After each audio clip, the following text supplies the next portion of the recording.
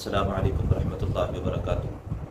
معزز خواتین و حضرات، میں آپ سے مخاطب ہوں مفتی مختار احمد عارفی، اور آپ دیکھ رہے ہیں عارفی میڈیا۔ معزز خواتین و حضرات، ترقی یافتہ قومیں کیسے بنتی ہیں؟ اور آج سے پہلے جن اقوام نے اس پوری دنیا کے اندر ترقی کی ہے، جن ممالک نے پوری دنیا میں ترقی کی ہے، ان کی ترقی کا راز کیا ہے؟ تو آئیے ہم ان کی ترقی کے راز کو تلاش کرتے ہیں۔ معزز خواتین و حضرات، جن اقوام نے، جن ممالک نے ترقی کی ہے، ان کے ترقی کے رازوں میں سب سے بڑا راز یہ تھا کہ انہوں نے اپنی عیاشیوں کو ترک کر کے اپنی ضروریات کو محدود کیا، اور خاص طور پر حکمران طبقہ، انہوں نے بالکل عیاشیاں نہیں کی۔ لیکن ہمارا ملک پاکستان،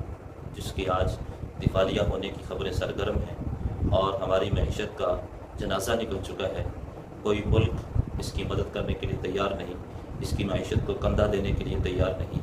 آج اس ملک کی جو نوبت ہے وہ یہاں تک کس لیے پہنچی؟ اس لیے کہ ہمارے حکمران 1947 سے لے کے آج تک اس ملک کا پیسہ اپنے باپ کی جاگیر سمجھ کر استعمال کرتے رہے، اور ملک پاکستان کے پیسوں سے عیاشیاں کی، ملک پاکستان کے پیسوں سے اپنی جائیدادیں بنائیں، ملک پاکستان کے پیسوں سے اپنے اثاثوں میں اضافہ کیا، جس کی وجہ سے اس ملک کی معیشت کا جنازہ نکل چکا ہے، اور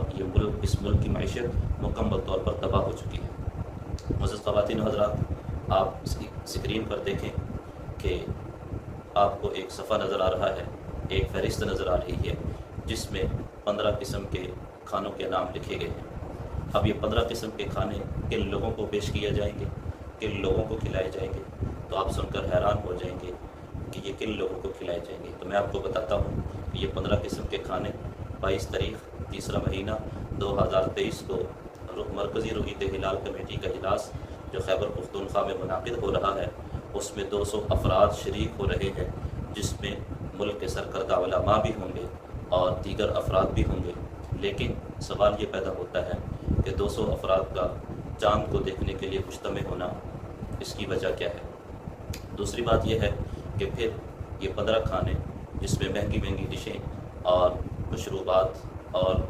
اس طرح کی چیزیں جو علماء کرام کی خدمت کے لیے، ان کی مہمان نوازی کے لیے پیش کی جائیں گی، ہمیں ان علماء کرام کے کھانے پر اعتراض نہیں ہے، علماء کرام کی ضیافت پر، ان کی مہمان نوازی پر بالکل اعتراض نہیں ہے۔ لیکن سوال یہ ہے کہ یہ 15 قسم کے کھانے جس پر لاکھوں روپے خرچ ہوں گے، اور یہ کس کی جیب سے ادا ہوں گے؟ اور اس کا ایک ہی جواب ملتا ہے کہ یہ صرف اور صرف میرے اور آپ کی جیب سے ادا ہوں گے، ملک پاکستان کے خزانے سے ادا ہوں گے۔ جس وقت اس ملک کی معیشت کا جنازہ نکل چکا ہو،